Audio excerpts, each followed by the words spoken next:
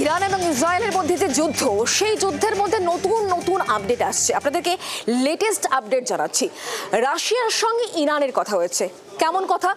পুতিনের সঙ্গে ইরানের বিদেশ মন্ত্রীর কথা, এবং সেক্ষেত্রে রাশিয়ার সাহায্য চাইছে এই মুহূর্তে ইরান। এখন সবথেকে বড় বিষয়, পুতিন কি ট্রাম্পের বিপক্ষে যেতে পারেন? এই প্রশ্ন যেমন থাকছে, তার পাশাপাশি এটাও উঠে আসছে, ইরান কি ক্রমশই আস্তে আস্তে একা হয়ে যাচ্ছে, নাকি আসলে তলে তলে বিরাট ঘুঁটি সাজিয়ে বড় প্রত্যাঘাতের আশায় রয়েছে এই মুহূর্তে ইরান?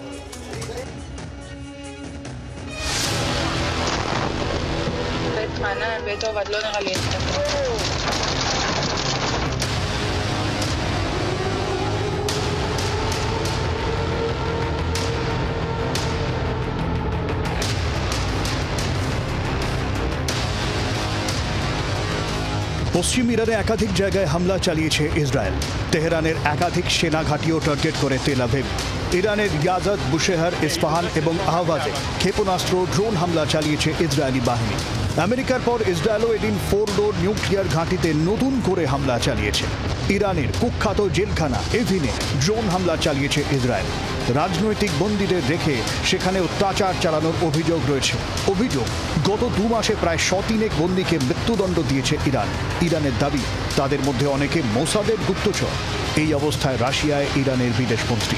বন্ধু ইরানের পাশে থেকে পুতিন কি হাতে মারবেন, না মুখেই হুঁশিয়ারি দিয়ে ক্ষান্ত থাকবেন, সেটাই দেখার। ইরানও হামলা জারি রেখেছে। দিনভর উত্তর ইসরায়েল জুড়ে ঘন ঘন সাইরেন। জেরুজালেমে নতুন করে বিস্ফোরণের ছবি সামনে এসেছে। এই অবস্থায় জীবনের ঝুঁকি নিয়ে যুদ্ধক্ষেত্রে জি 24 ঘন্টা। আমাদের প্রতিনিধির গাড়ির কাছেই বিস্ফোরণের এক্সক্লুসিভ ছবি। রাতভর ইসরায়েলে ইরানের হামলা, ধ্বংসের ছবি তুলে ধরল জি 24 ঘন্টা। नेस्ट जोना में मौजूद हूँ मैं, और यहाँ की तस्वीरें आपको दिखाता हूँ। यहाँ पे कल यहाँ पर बॉम्बार्डिंग हुई थी, और बॉम्बार्डिंग के बाद जो तस्वीरें यहाँ पर आई हैं वो बेहद ही भयावह है। आगे नीचे बेसमेंट था ये, और ये बंकर बना हुआ था जो पूरी तरह यहाँ पे तबाह हो चुका है। मैं इस वक्त जहाँ पे मौजूद हूँ, मेरे ठीक नीचे बंकर है, बेसमेंट है, जहाँ पर लोगों को छुपना था। लेकिन जब धमाका हुआ तो लोग यहाँ से भागे, और भागने के बाद 2 लोग थे यहाँ पे जो घायल हुए हैं। हर तरफ रिहायशी इलाके में हमला, जो ये बताता है कि किस तरीके से यहाँ पर ईरान की तरफ से अटैक किया गया और लोगों को नुकसान पहुँचाया गया है। कैमरा पर्सन विनायक के साथ विजेश तिवारी, जी मीडिया, इजराइल। ইরান এবং ইসরায়েলের যুদ্ধে এই মুহূর্তে কি গোটা বিষয়টা আমেরিকা ভার্সেস রাশিয়া হয়ে দাঁড়াচ্ছে? কারণ এখনো পর্যন্ত যার ডেভেলপমেন্ট, সেদিকেই কিন্তু দিক নির্দেশ অন্তত পক্ষে করছে। কারণ রাশিয়ার ইরানের পরমাণু নিয়ে সওয়াল, সেই দিকটা অত্যন্ত পরিষ্কার করছে। আর এরই মধ্যে ট্রাম্প যেভাবে গতকাল 3টে পরমাণু কেন্দ্রে, ইরানের 3টে পরমাণু কেন্দ্রে যেভাবে হামলা চালানো হয়েছে, তাতে কিন্তু বাড়তি অক্সিজেন পাচ্ছে ইরানের নির্বাসিত যুবরাজ। রেজিম পরিবর্তনের পক্ষেও কিন্তু ট্রাম্প সওয়াল করেছেন। আর সেই জায়গা থেকে কিন্তু এই নির্বাসিত যুবরাজ, তিনি কি ফের মসনদে বসার স্বপ্ন দেখতে শুরু করেছেন?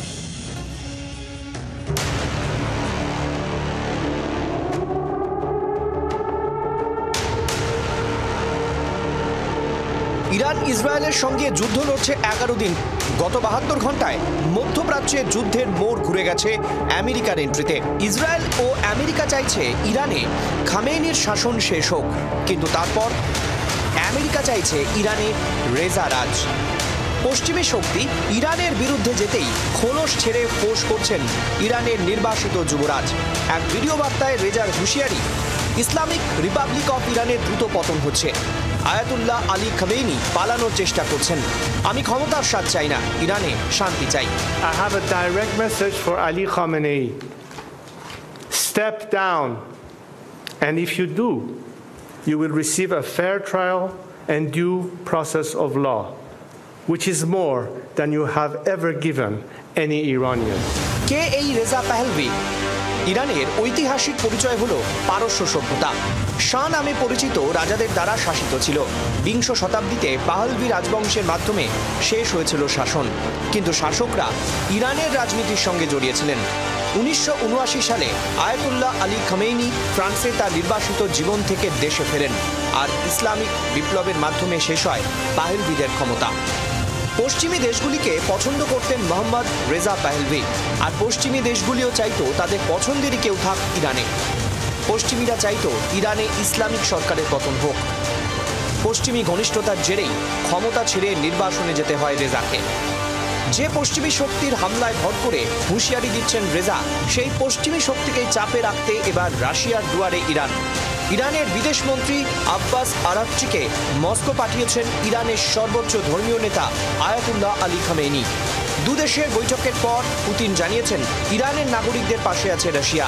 এরপর রাশিয়ান সিকিউরিটি কাউন্সিলের ডেপুটি চেয়ারম্যান দিমিত্রি মেদভেদেভ দাবি করেছেন প্রয়োজনে একাধিক দেশ ইরানকে পরমাণু অস্ত্র সরবরাহে প্রস্তুত। ট্রাম্প দুর্নীতির নোবেল শান্তি পুরস্কারের কথা ভুলে যেতে পারেন। 37 ঘন্টা ইরানে অপারেশন মিডনাইট হ্যামারের পর আর কোনো হামলা চালায়নি আমেরিকা। এবার রাশিয়ার হুঁশিয়ারির পর কি ফের ময়দানে নামবেন ট্রাম্প? জল্পনা তুঙ্গে। ব্যুরো রিপোর্ট, জি24 ঘন্টা। ইরান ইসরায়েল যুদ্ধের 10 দিন পার, আর 10 দিন পার হওয়ার পরেও এখনও ইরান ইসরায়েল একে অপরের বিরুদ্ধে হামলা চালিয়ে যাচ্ছে।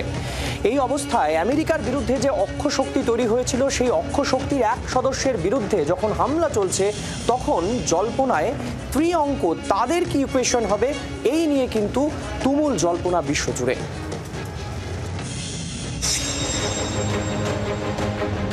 আমেরিকার দাদাগিরির বিরুদ্ধে এক শক্তিশালী অক্ষ, ক্রিঙ্ক। চীন, রাশিয়া, ইরান, উত্তর কোরিয়া।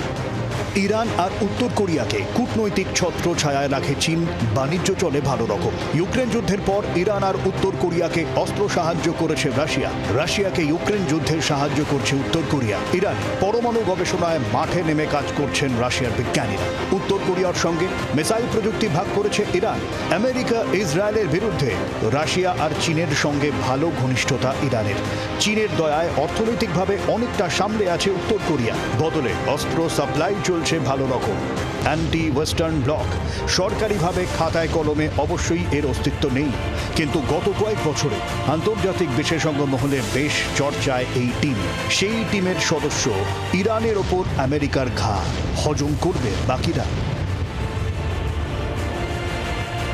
বিশেষজ্ঞরা বলছেন আপাতত জল মাপছে বাকিরা, কারণ আমেরিকার বিরুদ্ধে সরাসরি যুদ্ধে নামার অর্থ তৃতীয় বিশ্বযুদ্ধের সামিল। সে যুদ্ধ চায় না চীন। ইউক্রেন নিয়ে ব্যস্ত রাশিয়ার সঙ্গে ট্রাম্পের সমীকরণও খারাপ না। ফলে ইরানকে একাই সামলাতে হবে। সেক্ষেত্রে অস্ত্র দিয়ে সাহায্য করতে পারে বাকিরা। কিন্তু উত্তর কোরিয়া, তার তো কিছুতেই দায় নেই। কিম জং উনের দেশ কি মাঠে নামবে? ইরানে আমেরিকার হামলার পর কড়া প্রতিক্রিয়া দিয়েছে উত্তর কোরিয়া।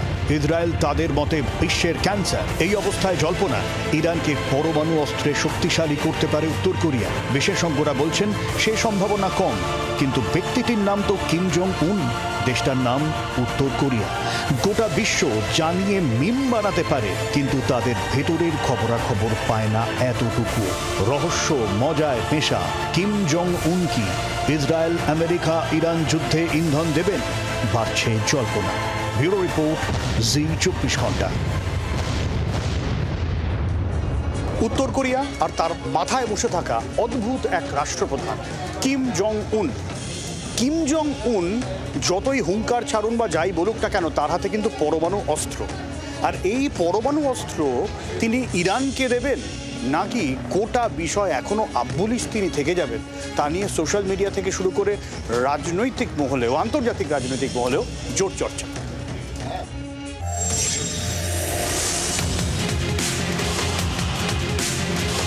বছরখানেক ধরেই জারি রাশিয়া ইউক্রেন যুদ্ধ।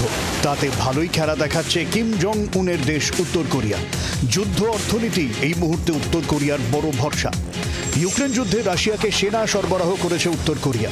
ইউক্রেন যুদ্ধে রাশিয়াকে অস্ত্র সরবরাহ করেছে তারা। রাশিয়ার তাতারস্তানে ড্রোন তৈরির কাজে রয়েছে 25,000 উত্তর কোরিয়ার বাসিন্দা। এই ক্ষেত্রে ইরানের থেকে রাশিয়া একটু বেশি হলেও উত্তর কোরিয়ামুখী। তবে রাশিয়া খোলাখুলি জানিয়েছে তারা ইরানের পরমাণু কর্মসূচির অংশীদার। রাশিয়ার তরফে এর আগেই জানিয়ে দেওয়া হয় বুশেহর পরমাণু ঘাঁটিতে হামলা কোনোভাবেই তারা বরদাস্ত করবে না, কারণ বুশেহরে একাধিক রাশিয়ান বিজ্ঞানী কাজ করছেন। রাশিয়ার সাহায্যেই তৈরি হয়েছে এই বুশেহর পরমাণু ঘাঁটি। 400 থেকে 500 রাশিয়ান বিজ্ঞানী ইরানের পরমাণু যজ্ঞে সামিল বলে সূত্রের খবর। এই জায়গা থেকে ইরান উত্তর কোরিয়ার অন্যতম আগ্রহের জায়গা, বিশেষ করে আমেরিকা বিরোধী অক্ষের ক্ষেত্রে। ইরানের সঙ্গে উত্তর কোরিয়া দীর্ঘদিনের মিসাইল বন্ধুত্ব, সেই 1973 সাল থেকে। ইরানের শাহাব 3 ও খোর্রামশাহর মিসাইল উত্তর কোরিয়ার ডিজাইনে তৈরি। চলতি যুদ্ধে ইরানকে উত্তর কোরিয়াও মিসাইল দিয়েছে বলে অনুমান, তবে এটা অনুমান ইরানকে নিউক্লিয়ার ওয়ারহেড তুলে দিতে পারে উত্তর কোরিয়া। গত 19 তারিখ আমেরিকার জাপানের যৌথ মহড়া চলাকালীন অন্তত গোটা 10 রকেট ফায়ার করে উত্তর কোরিয়া। ভাবখানা এমন, আমার সব রেডি আছে, খেলতে চাইলে খেলা হবে। ইরান ইসরায়েল যুদ্ধের আবহে এই মিসাইল বার্তা অত্যন্ত তাৎপর্যপূর্ণ বলে মনে করছেন আন্তর্জাতিক সম্পর্ক বিশেষজ্ঞরা। সুস্থ রাষ্ট্রপ্রধান নন ডোনাল্ড ট্রাম্প, একইভাবে স্বাভাবিক নন কিম জং উনও। দুজনের দেখা হয়েছিল 2019 সালে। প্রথম কোনো মার্কিন প্রেসিডেন্ট উত্তর কোরিয়ায় পা রাখেন, কিন্তু কাজ হয়নি। শান্তির নোবেল পাওয়ার ইচ্ছে নিয়ে চলা ট্রাম্প সেই দৌত্যেও ব্যর্থ হন। এবার ট্রাম্পের হামলা কিমের বন্ধু খামেনেইয়ের দেশে। ইরানের পরমাণু শক্তির ওপর এই হামলার পাল্টা কিম জং চুপ থাকবেন? ইরানের ফর্দোতে আবারও হামলা চালিয়েছে ইসরায়েল। বন্ধুকে মার খেতে দেখবেন কিম, নাকি আমেরিকার দাদাগিরি হজম করবেন বড় বড় বুলি আওড়ে? ব্যুরো রিপোর্ট, জি 24 ঘন্টা। রাশিয়া, চীন বা উত্তর কোরিয়া যুদ্ধে জড়াবে কিনা সেটা সময়ই বলবে, কিন্তু যে থ্রেট থেকে ইসরায়েল ইরানের ওপর হামলা চালিয়েছিল সেটা হলো পরমাণু বোমা।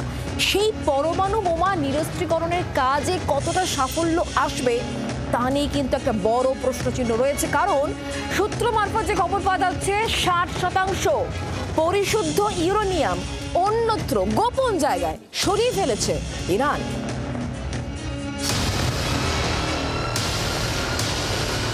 ফর্ডো, ইরানের পরমাণু কাজকর্মের হৃৎপিণ্ড, সেখানেই মার্কিন সেনার হামলার পর ট্রাম্পের দাবি ইরানের পরমাণু শক্তি খতম।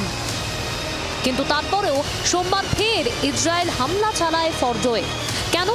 মরার উপর খাঁড়ার ঘায়ের প্রয়োজন কি পড়ল? তাহলে কি ফর্ডো সম্পূর্ণ ধ্বংস করা যায়নি? ফর্ডোয় হামলার পর ইরান দাবি করে বড় সড়ো ক্ষতি হয়নি। আগেই প্রয়োজনীয় যা কিছু ইরান নাতাঞ্জ, ফর্ডো, ইস্পাহান পরমাণু ঘাঁটি থেকে সরিয়ে নিয়ে গিয়েছিল। কিন্তু কোথায়?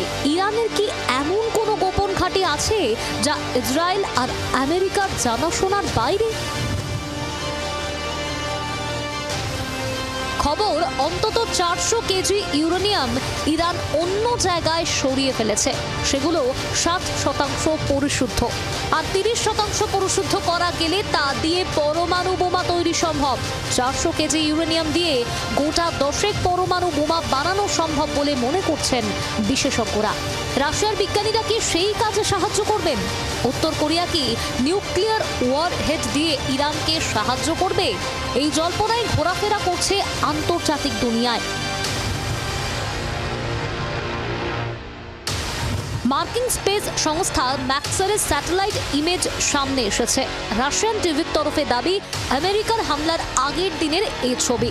ফর্ডো পরমাণু ঘাঁটির সামনে এভাবেই সারি সারি ট্রাকের দেখা মেলে।